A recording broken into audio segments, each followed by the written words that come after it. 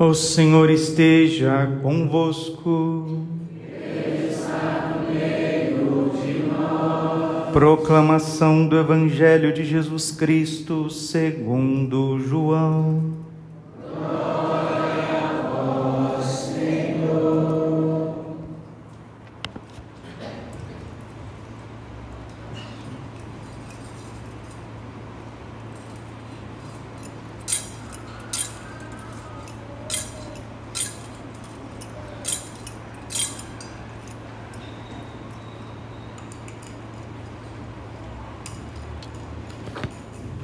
Naquele tempo, disse Jesus às multidões dos judeus: Eu sou o pão vivo descido do céu. Quem comer deste pão viverá eternamente. E o pão que eu darei é a minha carne dada para a vida do mundo. Os judeus discutiam entre si, dizendo: Como é que ele pode dar a sua carne a comer? Então Jesus disse: em verdade vos digo, se não comerdes a carne do Filho do Homem e não beberdes o seu sangue, não tereis a vida em vós.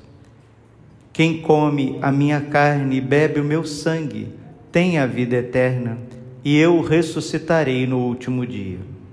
Porque a minha carne é verdadeiramente uma comida e o meu sangue é verdadeiramente uma bebida. Quem come a minha carne e bebe o meu sangue permanece em mim e eu permaneço nele. Como o Pai que vive me enviou e eu vivo por causa do Pai, assim o que me come viverá por causa de mim.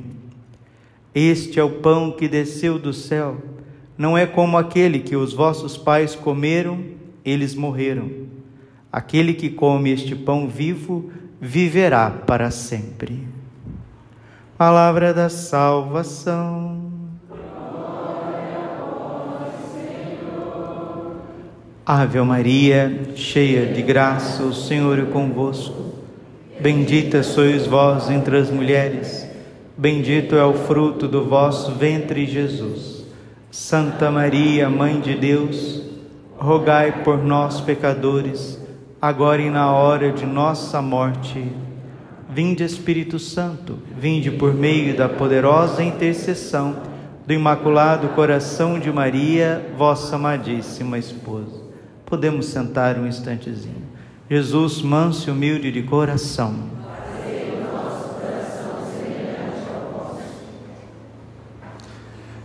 Conservemos o silêncio, a atenção do nosso coração, porque quando a gente vem à Santa Missa e ouve o Evangelho, é nosso Senhor que está falando conosco, é Jesus. E a gente vai, muitas vezes, se acostumando com o Evangelho e não prestando atenção. E muitas vezes, não poucas, as pessoas começam a conversar paralelamente quando o padre está fazendo o sermão, a homilia. E é justamente essa falta de atenção, falta de piedade, de temor a Deus, que a pessoa vai perdendo a fé.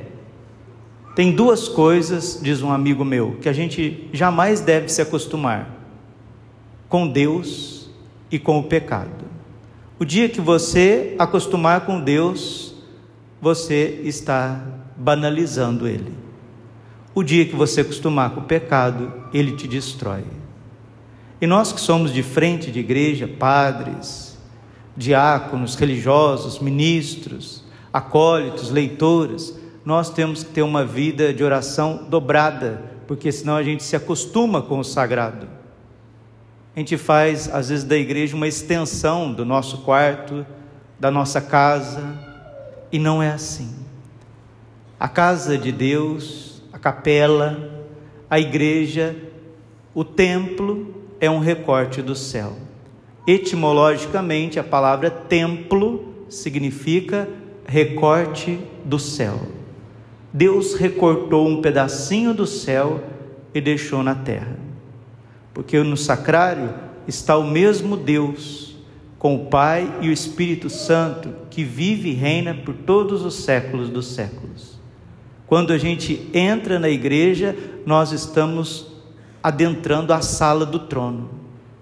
A beata Ana Maria Taigi, romana, italiana, mística, todas as vezes que ela deixava os 5 filhos, ela que era viúva, semi-analfabeta, uma santa extremamente eucarística, o corpo dela está incorrupto em Roma.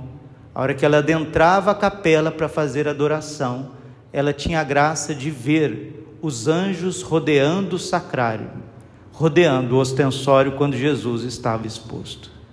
Abacuque, capítulo 2, versículo 20: silêncio diante do Senhor, ó terra inteira, porque Ele é o Senhor dos exércitos. O problema não está em Deus, meus irmãos. O Espírito está pronto. Mateus, capítulo 26, versículo 41. O Espírito está pronto.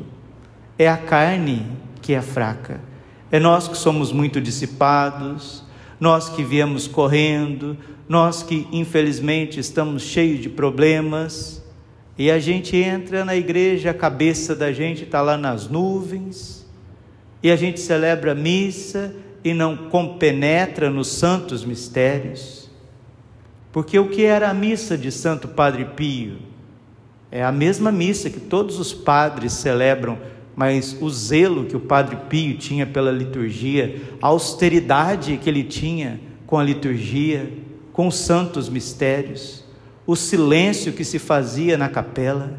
As pessoas tocavam o Calvário na missa do Padre Pio, e por isso que elas eram transformadas, faziam fila para participar da missa, porque na missa a gente não vem comer pãozinho, na missa a gente não vem tomar suquinho, missa não é uma ceia fraterna, um ágape simplesmente, não. A missa é a presentificação do sacrifício do Calvário. E na hora da consagração acontece o maior de todos os milagres, diz Santo Tomás de Aquino, a transubstanciação.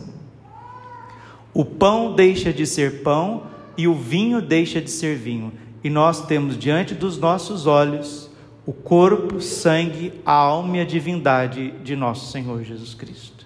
Do céu lhes destes o pão vivo, que contém todo o sabor, sabor da humildade, sabor da caridade, sabor da pureza, sabor da fidelidade, sabor da sabedoria, sabor da temperança, do autodomínio, sabor da alegria, sabor da coragem, da fortaleza, sabor do desprendimento. Do céu lhes destes o pão vivo descido, que contém todo o sabor. Porque a minha carne é verdadeiramente uma comida, o meu sangue é verdadeiramente uma bebida.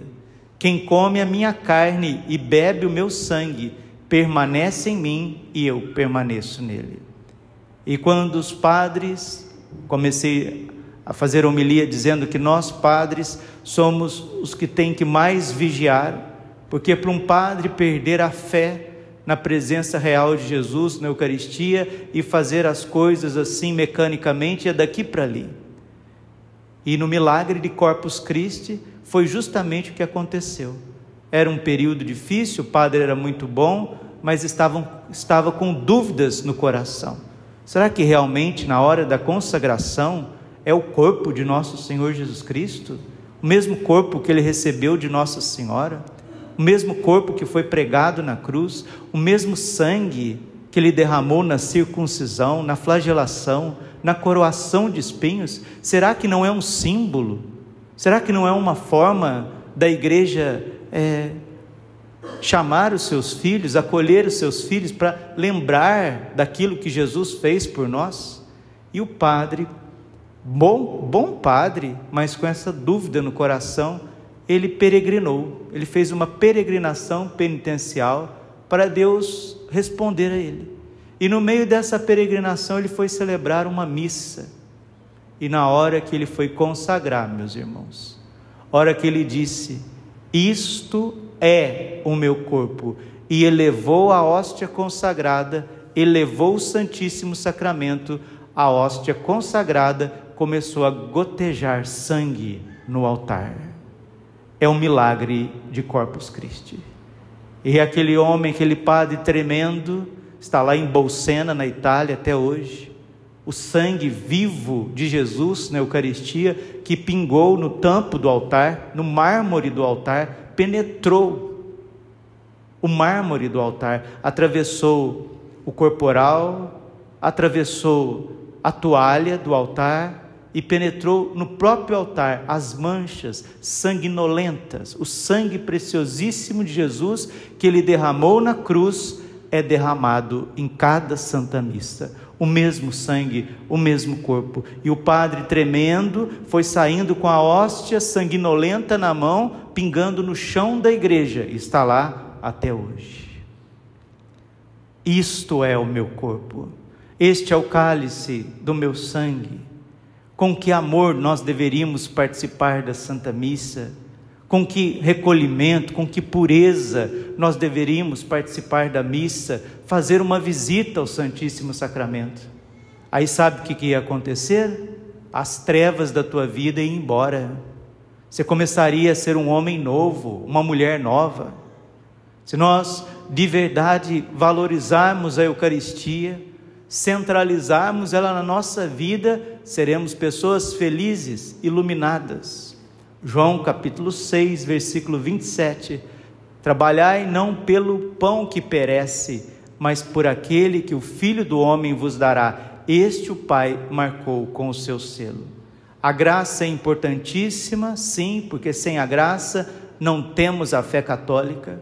Sem a graça de Deus não temos os sacerdotes, sem a graça de Deus não temos os batizados, mas uma vez agraciados, devemos acorrer ao Santíssimo Sacramento do altar. E São Pedro Julião Imar, um grande santo eucarístico, ele dizia: o reino de Satanás avança à medida que se esfria a fé na presença real de Jesus no Santíssimo Sacramento. Já disse várias vezes, morrerei dizendo, não são os judeus que abandonam Jesus no Santíssimo Sacramento. Não são os maometanos que não creem na presença de Jesus no Santíssimo Sacramento. Não são os protestantes evangélicos que abandonam Jesus na Eucaristia. Somos nós, católicos, porque Deus confiou a nós esse tesouro, o maior de todos os tesouros, o maior de todos os milagres. Um dia, Deus Pai, conversando com Santa Catarina de Sena, disse assim a ela: fica sabendo, minha filha, que foi na dispensa da hierarquia eclesiástica que eu depositei o corpo e o sangue do meu filho. Em Fátima, Nossa Senhora vem trazer para nós uma mensagem eucarística. Conversão é conversão à Eucaristia. Conversão é conversão à Santa Missa. O Papa São João Paulo II escreveu na sua última encíclica, Ecclesia dell'Eucaristia, a Igreja da Eucaristia, que a Igreja vive da Eucaristia e tudo que nós fazemos parte do altar e converte para o altar. Nós precisamos nos converter, meus irmãos. Coloca um relógio no teu braço, pega uma cadernetinha e marca. Quanto tempo que eu passo na presença de Jesus? Quantas visitas eu faço a Jesus no Santíssimo Sacramento? São João Bosco também dizia aos seus jovens: querem muitas graças? Visitai Jesus no Santíssimo muitas vezes. Querem poucas graças? Poucos presentes do céu? Poucos livramentos? Poucas bênçãos? Então visita pouco, vem só uma vez por semana na igreja, só uma vez está bom, você vai receber pouco. Você não quer receber nenhuma graça, nenhuma bênção, nenhuma libertação, nenhum livramento, nenhuma oportunidade do céu? Então não venha na igreja católica, fica lá na sua casa, fica lá, corre bastante com as tuas coisas. O sinal que o saco roto, né? O que é isso, padre? Saco roto, saco furado. Ageu capítulo 2, versículo 9, a casa de Israel está parecendo um saco roto, ou seja, o tanto que você põe em cima, sai embaixo. Experimenta encher um saco de areia que está furado, você vai se cansar, vai se fadigar, e não vai ver resultado. Assim somos nós quando vamos para o trabalho, quando vamos para o estudo, quando vamos até para a organização das coisas mais sagradas, mas não damos o nosso dízimo. Qual dízimo, Padre? Aquele que eu devolvo financeiramente no final do mês? Esse é importante sim, porque é bíblico e acarreta muitas bênçãos, o dízimo. Mas o dízimo mais importante, e o que a gente tem negligenciado, é o dízimo do tempo, O amor nesta terra, ele tem uma moeda, chama-se tempo. E o tempo é dado àquilo que nós preferimos. O tempo é dado às nossas escolhas primordiais. Se começarmos a visitar Jesus, receberemos muitas graças. E São João Bosco, ele continua: quereis ser vencidos pelo demônio? Não visitai o Santíssimo Sacramento. Quereis vencer o demônio? Visitai o Santíssimo Sacramento muitas vezes. Se as pessoas estivessem agitadas, tristes, cansadas, nervosas, com os nervos à flor da pele, entra na igreja, dobra o joelho. Enquanto Deus te der a graça de dobrar o joelho, você dobra o joelho para entrar, dobra o joelho para sair. Encontre o seu lugar. E nós que estamos dentro da igreja, nós que limpamos a igreja, nós que arrumamos a igreja, nosso papel é de João Batista: que eu desapareça para que ele cresça, que eu diminua para que ele aumente, para que ele seja evidente. Tudo que Deus quer nos seus servos é santificá-los, e ninguém será santo sem Eucaristia. Renove a sua fé na Santa Missa, renove a sua fé católica, faça catequese de adulto, Padre, pode fazer depois que a gente fez o crisma, depois que a gente casou, pode fazer catequese, não só pode, como deve, é a formação permanente. Lucas 6,36, todo discípulo bem formado será como seu mestre. Jesus mergulhava nas Escrituras, Jesus conhecia as Escrituras, e São Jerônimo diz: aquele que desconhece a Escritura, desconhece Jesus Cristo. E hoje a Sagrada Escritura está dizendo para nós, em João 6, de 51 a 58, o Santíssimo Evangelho desta solenidade. Versículo 53: em verdade vos digo, se não comerdes a carne do Filho do Homem, e não beberdes o seu sangue, não tereis a vida em vós.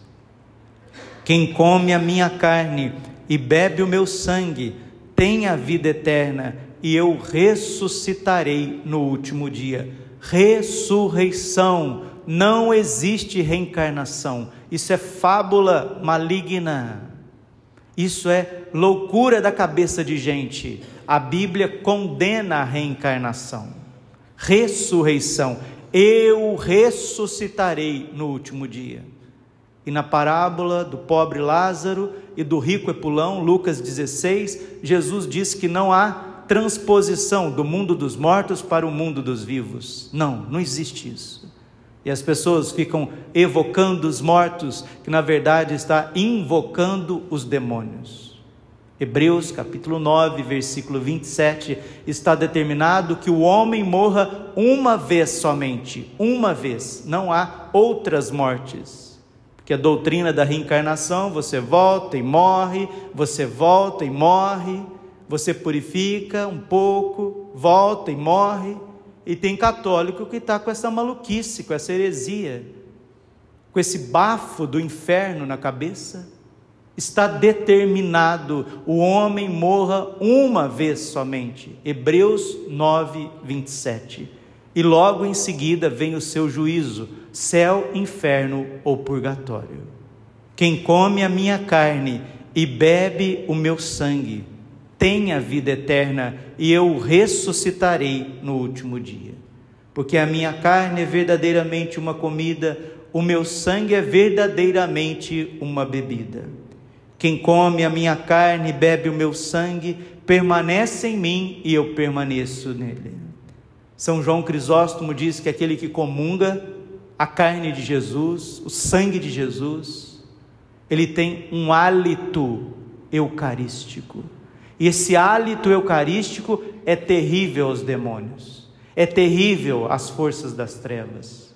E como aquele sangue banhou os umbrais, os portais das casas dos judeus, quando o anjo exterminador passou na terra do Egito, é a Eucaristia que vai proteger a nossa vida quando vier os 3 dias de trevas, quando Deus chacoalhar este mundo, quando Deus limpar a eira, porque o ser humano está como na época da Torre de Babel, como na época da Arca de Noé, está altivo, fechado, maldoso, vingativo, nécio, embotado na sua inteligência, impuro, bélico, com dissimulações. O ser humano está cada vez mais distante do altar de Deus.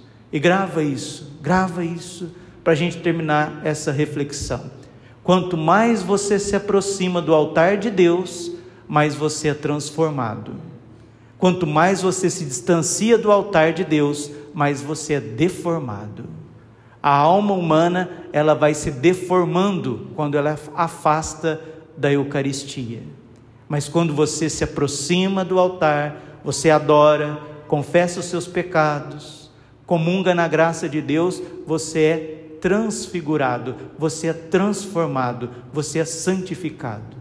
E os teus olhos são os olhos de Jesus. Tua boca é a boca de Jesus. A tua fala é a fala de Jesus. Os teus sentimentos é o sentimento de Jesus. Filipenses 2,5: tendes em vós os mesmos sentimentos de Cristo Jesus. Aí começa o processo de santificação. E corações santificados, famílias santificadas, sacerdotes santificados, paróquias santificadas, governantes santificados, sociedade santificada.